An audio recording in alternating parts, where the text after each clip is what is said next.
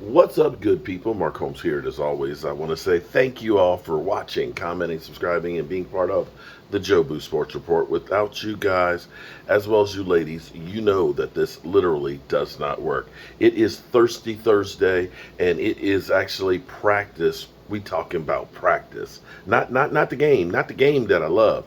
We talking about practice, and that is the Dallas Cowboys are getting into practice number two. Now the team, now understand this is the kinder, gentler NFL. And what the Cowboys are trying to do is, and we want to knock on wood that every day that we go through that we do not have an injury, because we do not want to have an injury. We want everybody to start the season healthy. We had so many soft tissue injuries and things that really could have hurt us quite a bit, including Dak Prescott overthrowing finally after being cleared from the ankle injury, just wanting to get out there so bad that he just ended up having a dead arm and ended up not being able to really practice during training camp. Still had a decent season. I mean, I'll take the 4,450 yards and 37 TDs, anytime. But we don't want to get guys injured because, like I've pointed out a lot of times, we have great players in positions to start. But the problem is, once you get through that first layer, what we have underneath of it, and that's the failing to me of Stephen Jones and being the penny pitcher, but we'll save that for another time. Um, One of the things, and again, so we are just helmets and jerseys, okay? No pads.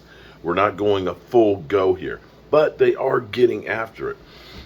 And we can already see an early connection and a trust beginning to build with Jalen Tolbert and Dak Prescott. Now, I've been on record as saying that I believe that Jalen Tolbert will be starting the season, and it's going to be hard to get him off the block. He will be a integral part of this receiving core. And you can see that there were some nice tight window passes from what I'm being told in practice, and I'll verify this for myself in a few days because we'll be landing in LA on Monday to be covering the boys for the week. We'll be joining, of course, my man Law Nation, and we'll see West Coast out there hopefully on Wednesday, and Skywalker Steel and Vosh Lombardi on Friday. So definitely will be there checking out the Dallas Cowboys. But anyway, back to practice. The Cowboys were definitely doing, in Dak and Jalen Tolbert, some nice tight window throws that Jalen Tolbert would go up and get the football and was making some really nice moves. Now, we'll see more, of course, once they finally put on the pads and things and really get after it. But man, I love what I'm hearing so far out of camp. But then again, you don't hear too many negative things from training camp. We had Anthony Brown get a pick six on Dak Prescott, and I'm surprised that the national media isn't running, oh, Dak Prescott throwing interceptions left and right and stuff. But you know what? I like seeing Anthony Brown playing well because he's a guy who it always seems like everybody wants to replace him, but he still shows up for work and does great things. Things that I am really excited about and happy about because I've been concerned about the linebacking core. We've talked about bringing in some veteran linebackers like Anthony Barr and things. One of the reasons why we may not need to is because Jabril Cox is actually practiced. He's not on the PUP list. And this is huge because he needs the work, but of course he's got to also be recovered from the injury. So getting him out there helps, breathe a little bit sigh of relief in there. Another thing that we may end up doing, and you'll remember when we had Keanu O'Neal last year, we had Keanu O'Neal, who was a safety that was playing linebacker and stuff. And it's kind of a hybrid role where you're covering and so on. And when the Cowboys are in the heavy nickel or the heavy dime coverage, basically you have three safeties that are out there, and that's where you look at Jaron Curse is kind of like a linebacker. So you may see him actually playing some linebacker in this defense as well, which helps out and mitigate the lack of not having as much depth as you'd like at linebacker. Zeke Elliott is not worried about next year's contract. He came in, he looks a little bit lighter, looks like he's in a little bit better shape as always, but he's always grinding. Every offseason we see all the offseason workouts where Zeke is out there busting ass and trying to get shit done. And I'm not worried about Zeke. I'm more worried about the offensive line. If the offensive line does their job, Zeke will feast. Zeke will he'll be double fisting eating and things. So I'm excited about that 100%.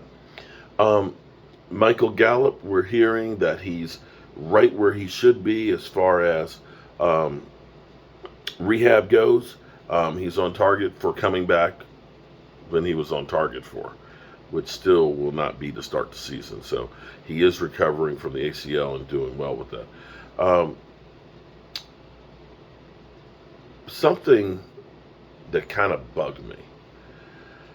When I was driving down here yesterday, I've got Sirius radio in my car and things.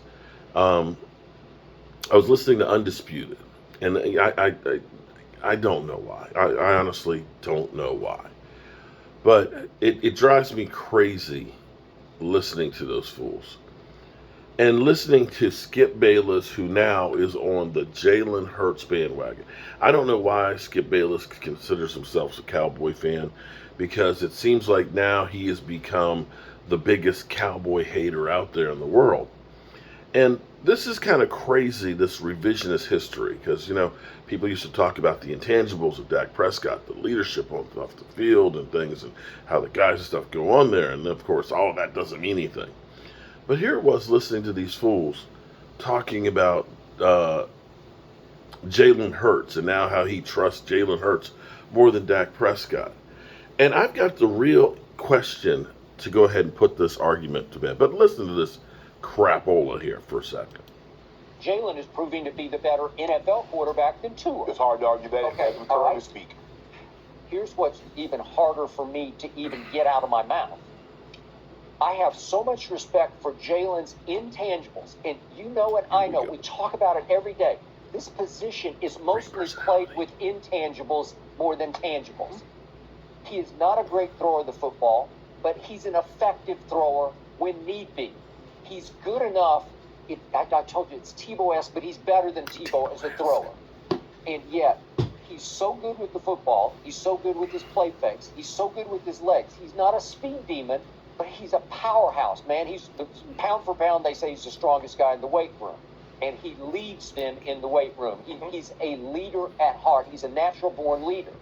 I'm just here to say that I believe this year, or fear, that Jalen Hurts will play more consistently effective quarterback than Dak Prescott will. And I say it only because Dak just roller coasters me to death.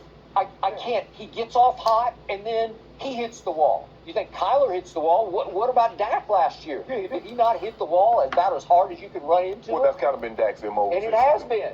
And I don't know why. It's not like the league figures you out, I don't think, with the kind of offense that they play. Let me ask you a question. More calls. You like Jalen Hurts' intangibles more than you like Dak's intangibles? Yep, I do. Wow. Well, listen, Jalen Hurts is a 1 in a million as far as leadership, gamesmanship, just the guy you want to follow into battle.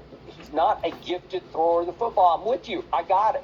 And you, in the end, you always say, Lamar, you say, well, you got to beat people from the pocket in the end. Yeah. You're just not. Yeah. Your ceiling is going to be low. I mean, when was the last time a team that led the league in rushing won the Super Bowl? Okay. Thank you. You got it. Eventually, you're going to have to throw the football. And once you get to the playoffs, Skip, teams are going to make you beat them with the thing that you're least good at.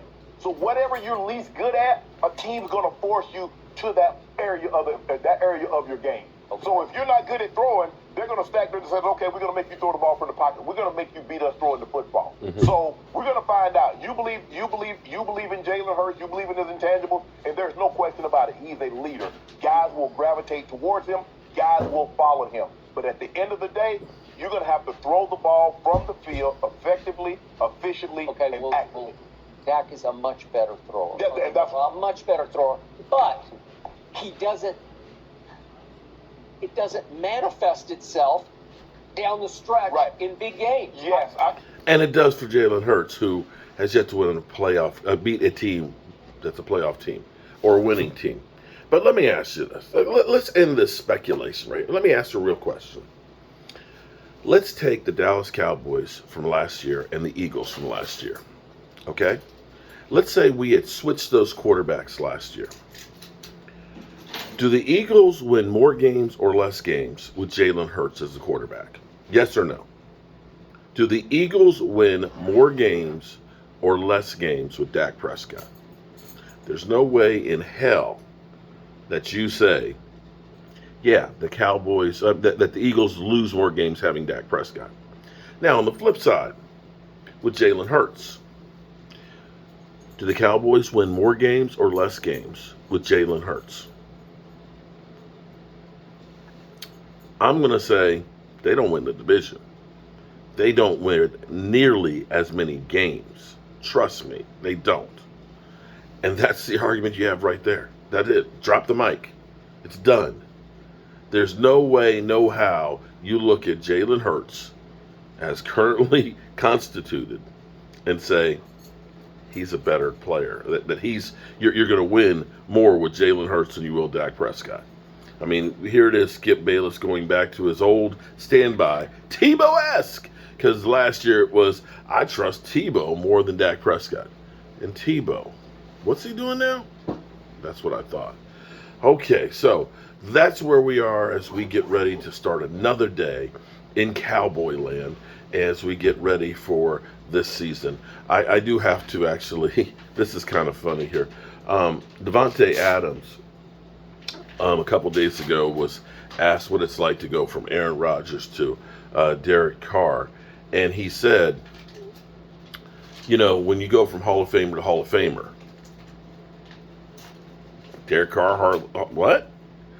So this was kind of Aaron Rodgers' response, talking about going from Davante Adams to Allen Lazard. I mean, it's always tough going from Hall of Famer to Hall of Famer.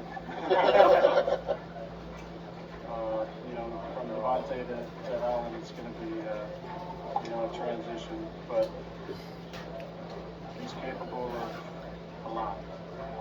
And the way things have gone with the reps and the guys that we've had here and the targets that we've doled out, he hasn't had a ton of opportunities, but he's since his... Yeah, so shots fired back from Aaron Rodgers to Davante Adams, at least. So that's where we are, guys. We'll be bringing you some more of the news. I'll be back in the man cave tonight as we count down to going to training camp on Monday. Cannot wait to get there. And I'm seeing that Jalen Hurts is actually trending.